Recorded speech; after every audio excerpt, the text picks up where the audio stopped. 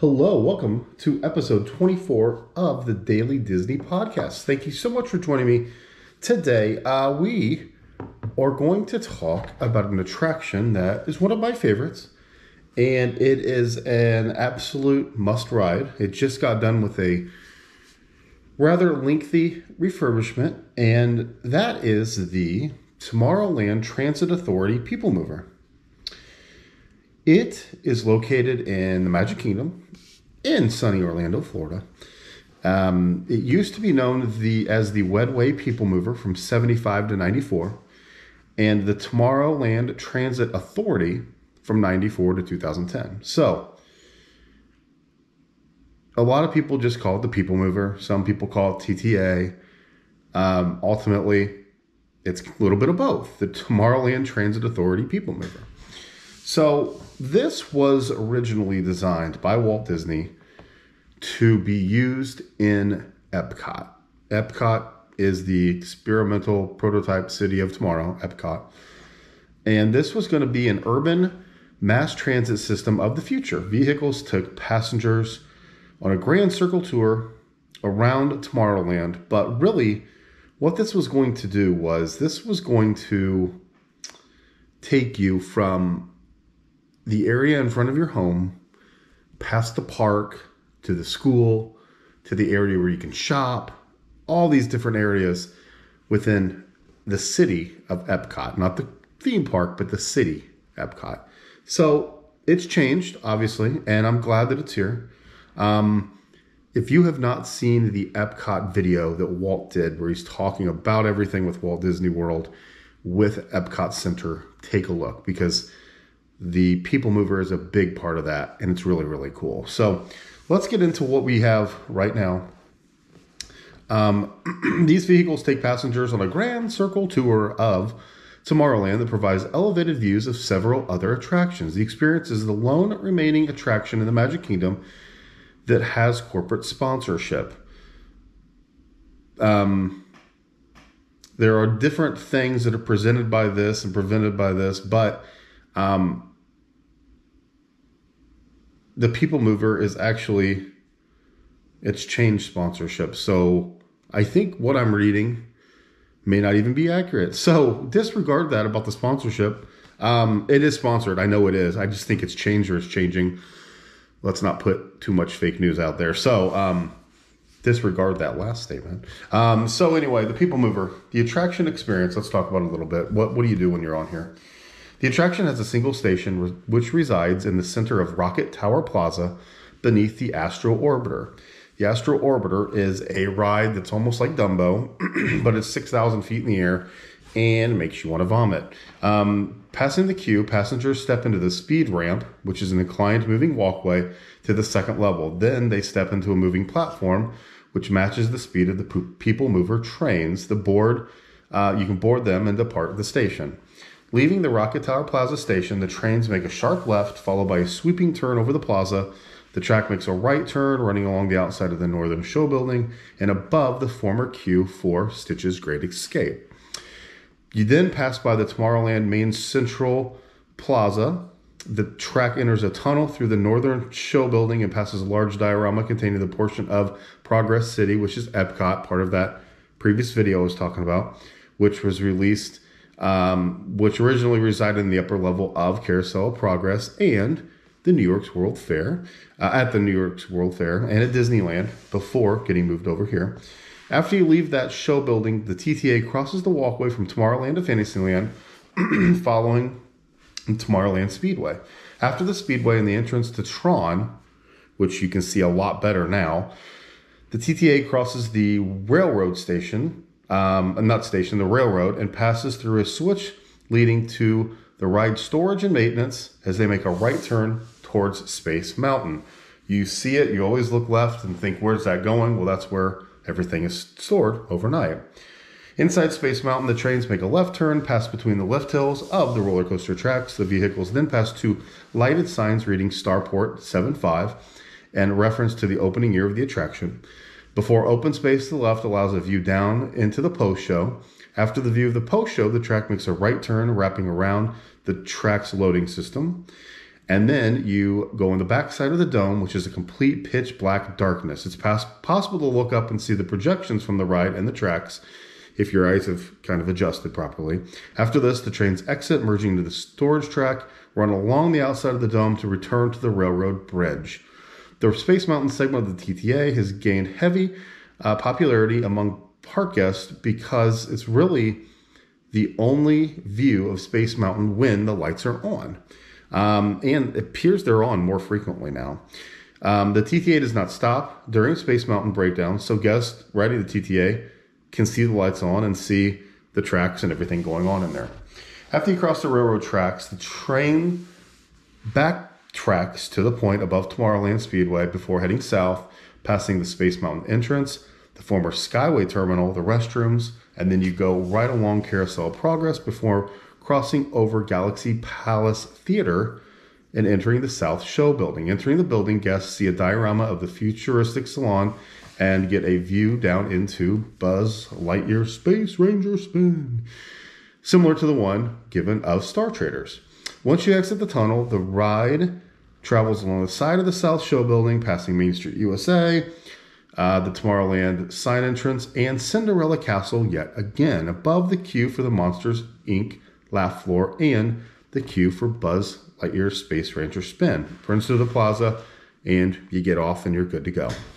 So, this basically takes you on a tour of all of Tomorrowland, and you get to see what you're basically above Stitch's Great Escape, which is now kind of a fake character meet and greet. You see the Tomorrowland Speedway, you see Tron, you see Space Mountain, you're on top of Carousel of Progress, you're on top of Monsters Inc.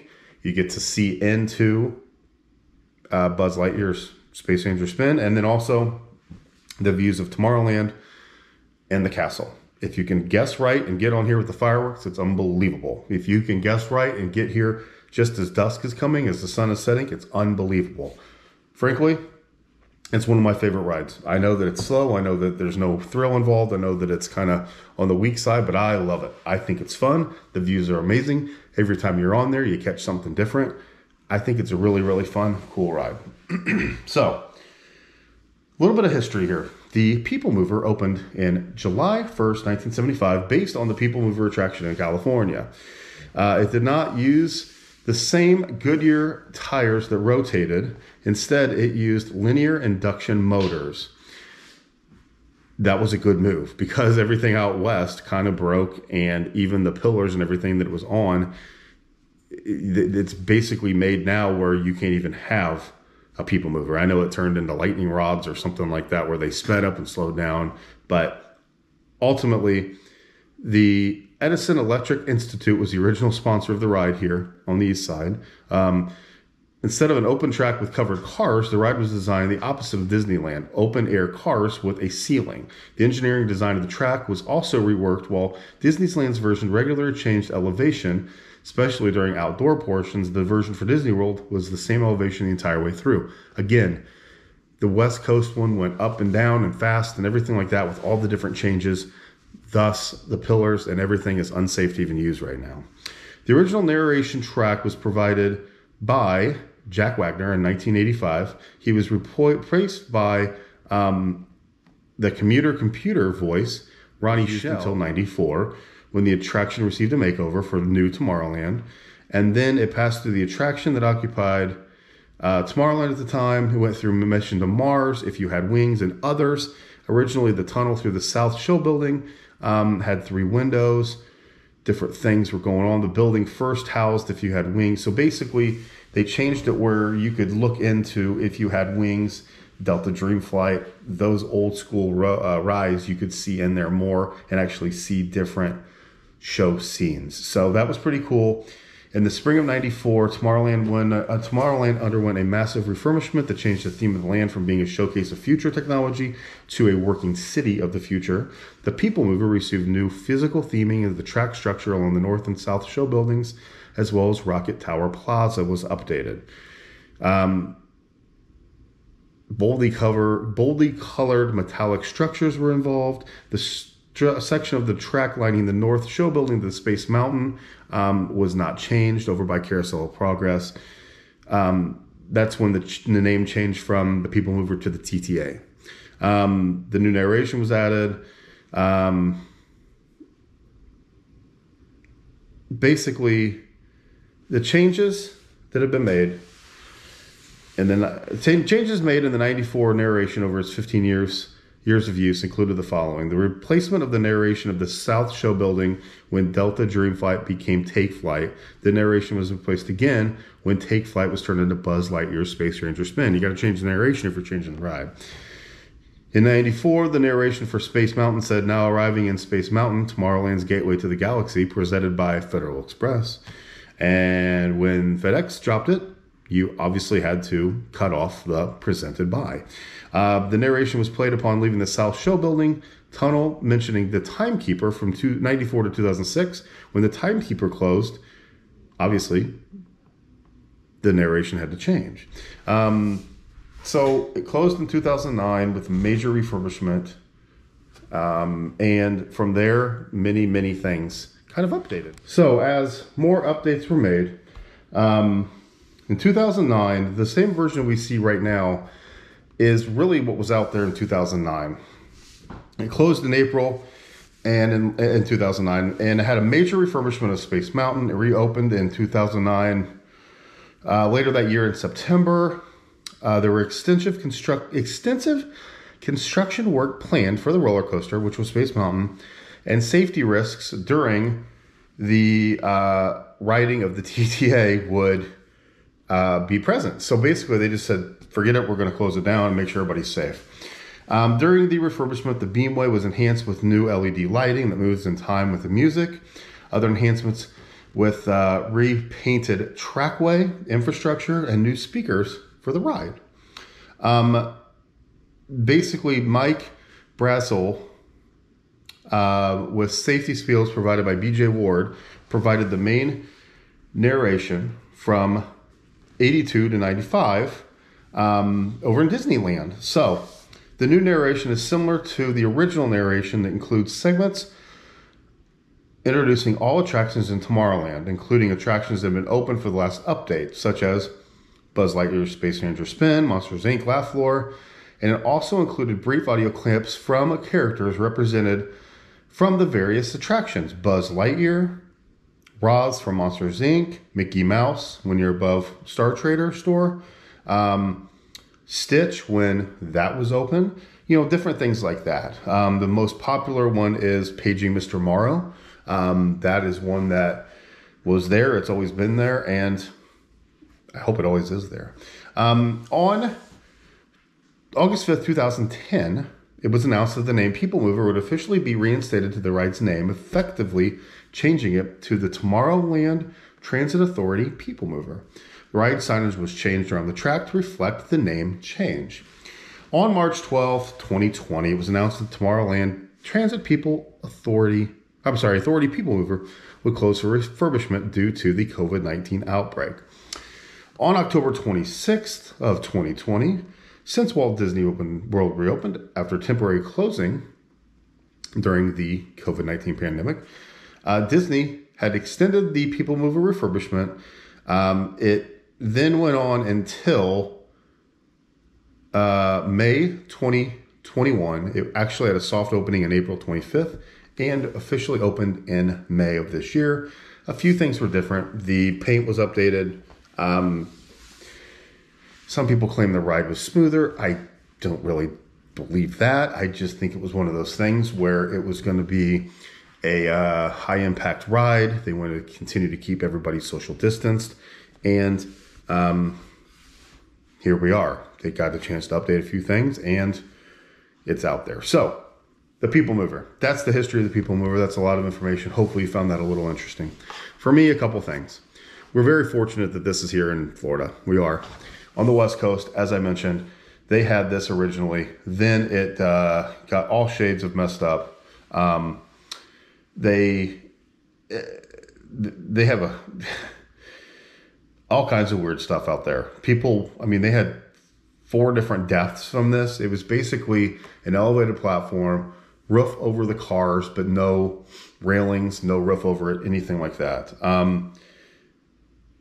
It was closed in 95 because they thought it was past its prime. And then they opened up rocket rods, which was the worst idea in the history of anything. They were basically like dragster cars, and they floored it and slammed on their brakes at the corners. And then they floored it and slammed on the brakes at the corners. This killed the track. This killed the cars itself. They killed the beams that held everything. It was just a terrible idea, and it did not work. So it's been updated here in Florida. It's been updated, a few things new and everything like that. But I'm very thankful that it's there. As I mentioned, it's one of my favorite rides. I think it's awesome. I think it's fun. I think it's cool. I think it's clever. And I'm very, very happy that I can go on the ride. My kids love it. Last time we were there during that dark tunnel, we actually had those like necklaces, those glow necklaces where you kind of pop it and then they glow. Handed those out a lot. And then it's just a fun ride. It's a fun ride. They very rarely close it. Sometimes storms they do, you know, wind and rain's getting in there. But it's fun at all times of the day. And there's a ton of great video when it reopened. There were a ton of people there. It's such a popular ride that you could see other people enjoyed it just as much as I did. So hopefully you enjoyed this little look down memory lane. Hopefully you enjoyed thinking and talking a little bit about the Peoplemover. I thank you so much for joining me. And we'll probably do more of these. I like to look at the lands. I like to look at the attractions, look and see what's going on. Again, I'm in Indianapolis, so I don't get the chance to get in my car and go to the park every day and live stream and all that stuff. I'm very jealous of those that do. So what I have to do is I have to do stuff like this where let's dissect and look into a ride or an attraction or something and kind of bring back those memories. I remember this as a little guy going on this ride and thinking it was so cool. You get to go through Space Mountain. I've never been through there with the lights on in Space Mountain. Really wish I would be able to do that sometime. But anyway, that's going to be it for us today. Thanks for tuning in. Let me know what you think about the Peoplemover. Let me know if it's one of those that you go on, if it's one of those that you just, if you're walking by and there's no line, or if it's one of those where you skip all the way. If you skip all the way, why? It's great. It's fun. It's an exciting ride. It's cool. You get so many good views, especially I've kind of gotten into cameras and pictures and video and everything like that. And even before I started all the vlogs and everything, I would put my GoPro at the end of it and just kind of have a point of view look. There's so many of those out there, and I like to watch those once in a while. So anyway, thanks again for tuning in. We'll talk to you later.